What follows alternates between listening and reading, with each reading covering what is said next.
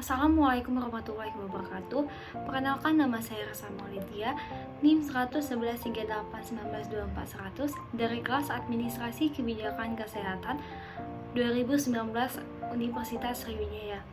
Baiklah, di sini saya akan menjelaskan materi mengenai analisis kebijakan pembatasan sosial berskala besar atau dikenal dengan PSBB menggunakan segitiga kebijakan.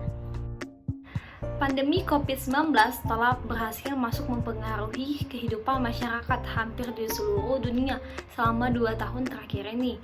Untuk mengatasi kasus yang pelik ini, pemerintah Indonesia telah mengeluarkan berbagai upaya dan kebijakan guna memutus rantai penyebaran COVID-19. Salah satu kebijakannya adalah pelaksanaan kebijakan pembatasan sosial berskala besar atau dikenal dengan PSBB.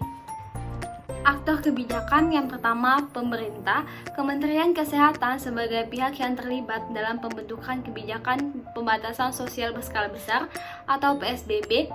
Yang kedua, lembaga eksekutif, Presiden dan Menteri. Keterlibatan Presiden yaitu mengeluarkan instruksi untuk pembatasan sosial berskala besar atau PSBB dan perumusan peraturan Presiden. Sedangkan Menteri berkontribusi dalam perumusan, menyusun, dan membahas tentang keputusan Kementerian Kesehatan. Yang ketiga, Dinas Pendidikan. Dinas Pendidikan sebagai pihak yang memberikan pendapat akademisi dari pembentukan kebijakan pembatasan sosial berskala besar atau PSBB. Dan yang keempat ada masyarakat. Masyarakat sebagai target group dari kebijakan ini tentu adalah aktor yang memiliki pengaruh besar terhadap kebijakan pembatasan sosial berskala besar atau PSBB.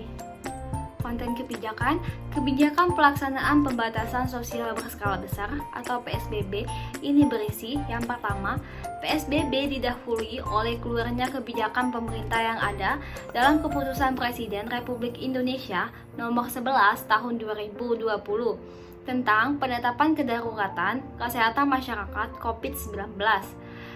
Yang kedua, Peraturan Menteri Kesehatan Nomor 9 Tahun 2020 tentang pedoman PSBB dalam rangka percepatan penanganan COVID-19.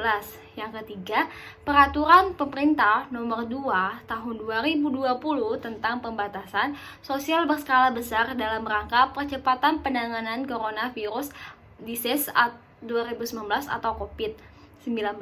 Yang keempat, Peraturan Gubernur Nomor 33 Tahun 2020 tentang pelaksanaan pembatasan sosial berskala besar yang terdiri dari 28 pasal untuk mengatur ibu kota, baik kegiatan perekonomian, kegiatan sosial, budaya, dan kegiatan keagamaan, serta kegiatan pendidikan. Yang kelima, Surat Edaran Menteri Pendidikan Kebudayaan Nomor 4 Tahun 2020 ini tentang pelaksanaan kebijakan pendidikan dalam masa darurat penyebaran COVID-19. Konteks kebijakan. Suatu kebijakan dibentuk dengan mempertimbangkan berbagai aspek. Kebijakan tersebut dibuat dan diimplementasikan. Yang pertama, aspek sosio-kultural. Tekanan sosial dapat mempengaruhi faktor pendukung maupun penghalang kepatuhan. Nilai budaya dan kepatuhan terhadap hukum juga berhubungan dengan kepatuhan terhadap pelaksanaan kebijakan pembatasan sosial berskala besar atau PSBB. Yang kedua, aspek infrastruktur. Infrastruktur tersebut baik yang bersifat langsung seperti ketersediaan alat perlindungan diri bagi aparatur pelaksana maupun bagi masyarakat, maupun infrastruktur penunjang lainnya seperti alat disinfektan. Yang ketiga, aspek sosial ekonomi. Sebagaimana telah dikemukakan sebelumnya bahwa sebagian besar masyarakat yang terdampak pandemi COVID-19 adalah golongan masyarakat yang taraf sosial ekonominya ada pada tahap survival. Kondisi ini kemudian mendorong masyarakat untuk beraktivitas di luar rumah untuk memenuhi kebutuhan hidupnya dan kemudian cenderung abai terhadap protokol kesehatan yang merupakan persyaratan utama keberhasilan implementasi kebijakan PSBB dalam penanganan penyebaran COVID-19. Yang keempat, aspek sumber daya. Sebuah kebijakan publik dapat diimplementasikan dengan baik jika dukungan sumber daya terpenuhi. Dukungan sumber daya ini berupa manusia, baik kuantitas maupun kualitasnya. Fakta yang tidak bisa dipungkiri adalah persoalan keterbatasan sumber daya berupa sumber daya manusia, baik secara kualitas maupun kuantitas, sarana prasarana atau terutama sarana prasarana kesehatan. yang juga sangat terbatas, serta dukungan anggaran yang kurang memadai menjadi indikasi dari semua tersebut. Yang kelima, aspek anggaran. Penanggulangan COVID-19 juga membutuhkan anggaran agar berbagai kegiatan dapat dilaksanakan dengan baik. Anggaran yang digunakan dalam implementasi kebijakan PSBB menggunakan anggaran yang berasal dari APBN dan APBD, sehingga berbagai kegiatan yang berkaitan dengan pelaksanaan kebijakan PSBB sepenuhnya ditanggung oleh pemerintah. Sehingga dalam konteks anggaran, maka implementasi kebijakan PSBB tidak mengalami masalah. Proses kebijakan. Istilah PSBB sendiri muncul dari Presiden Republik Indonesia, Presiden Joko Widodo, yang menyebutkan PSBB sebagai upaya yang harus dilakukan untuk melawan pandemi COVID-19. Dalam rapat pemerintah pada tanggal 30 Maret 2020, Presiden mengatakan ingin membuat pembatasan sosial berskala besar, physical distancing, dilakukan lebih tegas, lebih disiplin, dan lebih efektif lagi.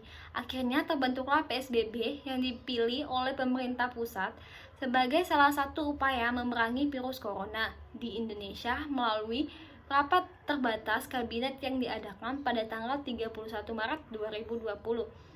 Pelaksanaan PSBB diatur melalui Peraturan Menteri Kesehatan atau Permenkes Republik Indonesia Nomor 9 Tahun 2020 tentang pedoman pembatasan sosial berskala besar dalam rangka percepatan penanganan coronavirus atau COVID-19.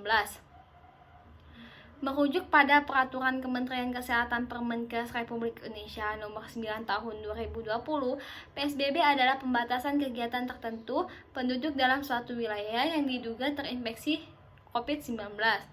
Sedemikian rupa untuk mencegah kemungkinan penyebarannya. Pemerintahan menjadikan PSBB sebagai mitigasi faktor risiko di wilayah tertentu pada saat terjadi kedaruratan kesehatan masyarakat.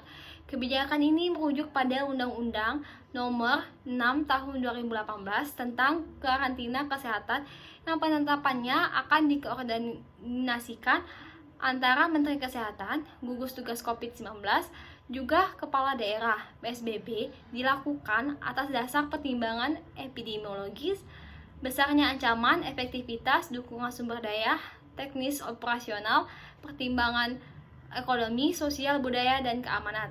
Baiklah, itu saja penjelasan dari saya. Saya akhiri, wassalamualaikum warahmatullahi wabarakatuh. Terima kasih.